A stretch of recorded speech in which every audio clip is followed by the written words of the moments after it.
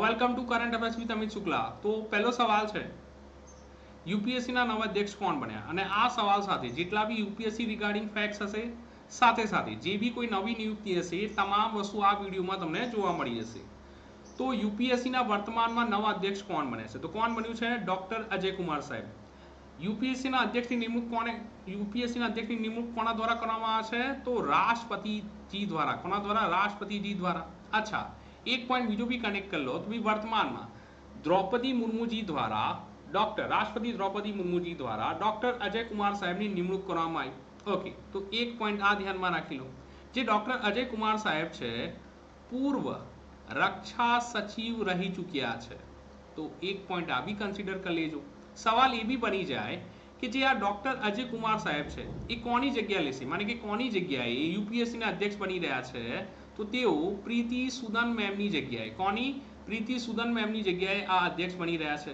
પ્રીતિ Sudan ma'am મહિલા છે, તો આ પહેલા મહિલા અધ્યક્ષ હતા યુપીએસસીના? નહીં, સેકન્ડ મહિલા અધ્યક્ષ હતા। તો સવાલ બની જાય એક્ઝામમાં કે ભાઈ યુપીએસસીના પહેલા મહિલા અધ્યક્ષ કોણ હતા? તો પહેલા મહિલા અધ્યક્ષ હતા શ્રીમતી RM બેથ્યુ મેમ। તો એક પોઈન્ટ આ ધ્યાનમાં રાખી લો। અચ્છા, ઠીક છે સર। ડોક્ટર અજય કુમાર સાહેબ યુપીએસસીના કેટલામાં અધ્યક્ષ બન્યા? 33 નંબરના બન્યા। કેટલા નંબરના? 33। તો એક પોઈન્ટ અહીંથી બીજો બી કન્સિડર કરી લો, તો ભાઈ યુપીએસસીના પ્રથમ અધ્યક્ષ કોણ હતા? તો પ્રથમ અધ્યક્ષ હતા સર રોઝ બાર્કર। ઓકે, તો સવાલ ચેન્જ કરી દઈએ। સર આ તો અંગ્રેજી નામ છે, તો પહેલા ભારતીય પૂછે, તો જો પહેલા ભારતીય યુપીએસસીના અધ્યક્ષ પૂછે તો તમને નામ યાદ આવશે HK કૃપલાણી સાહેબ। તો એક પોઈન્ટ આ ધ્યાનમાં રાખી લો। પહેલું આયોગ, ફર્સ્ટ આયોગ ક્યારે બેઠું? या यूपीएससी આયોગની સ્થાપનાની જો વાત કરીએ તો ભાઈ 1 ઓક્ટોબર 1926। સવાલ ચેન્જ કરી દે કે ભાઈ જે આ યુપીએસસી છે એની સ્થાપના કઈ કમિશનની ભલામણથી થઈ હતી?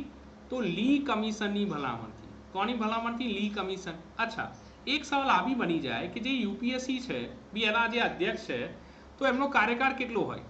તો 6 વર્ષ અથવા 65 વર્ષ, જે પણ આમાંથી પહેલું બની જાય, રાઈટ? કે ભાઈ માની લો કોઈ 62 વર્ષે નિયુક્તિ પામ્યો છે તો ભાઈ 65 વર્ષે રિટાયર થઈ જશે, રાઈટ? અથવા કોઈ 58 વર્ષે તો ભાઈ 64 વર્ષે, રાઈટ? કે ભાઈ એ 6 વર્ષ પૂરા કમ્પ્લીટ કરીને જશે। તો આ પોઈન્ટ ધ્યાનમાં રાખજો। તો આ બી એક મુદ્દો જરૂર ધ્યાનમાં રાખો। અચ્છા, અહીં મેં તમને દેખાયા 4-5 નામ એક સેમ જેવા છે કે ભાઈ એક નામ છે અજય કુમાર, રાઈટ? અજય કુમાર યુપીએસસીના અધ્યક્ષ બન્યા। તો એક નામ છે અજય ભાદુ સાહેબ। તો જે આ અજય ભાદુ સાહેબ છે એ વર્તમાનમાં શું બન્યા છે?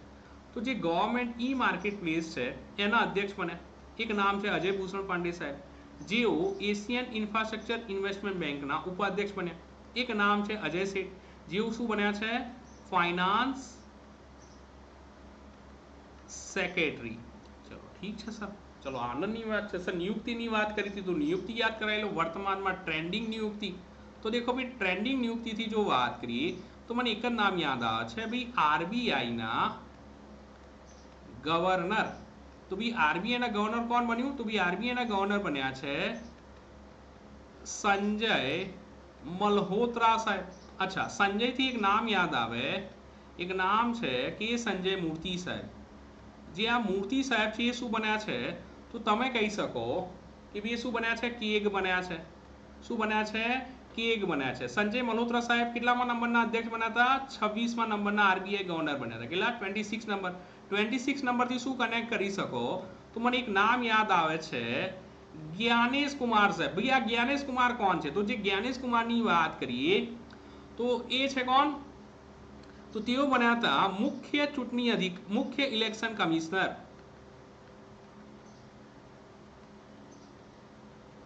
કેટલા નંબરના જ્ઞાનેશ કુમાર? તો ભાઈ 26 નંબરના। તો એક પોઈન્ટ આ ધ્યાનમાં રાખી લો। અચ્છા, એવી રીતના તમને યાદ આવવું જોઈએ નીતિ આયોગના સીઈઓ। તો ભાઈ નીતિ આયોગના સીઈઓ કોણ બન્યા હતા? તો BVR સુબ્રમણ્યમ સાહેબ। શું નામ યાદ કરશો? BVR સુબ્રમણ્યમ। અચ્છા, એક પોઈન્ટ બીજો બી કનેક્ટ કરો, જે રીતના નીતિ આયોગના સીઈઓ છે તો એવી રીતે મુખ્ય આર્થિક સલાહકાર જે કોણ બન્યું છે? વી અનંત નાગેશ્વર સાહેબ।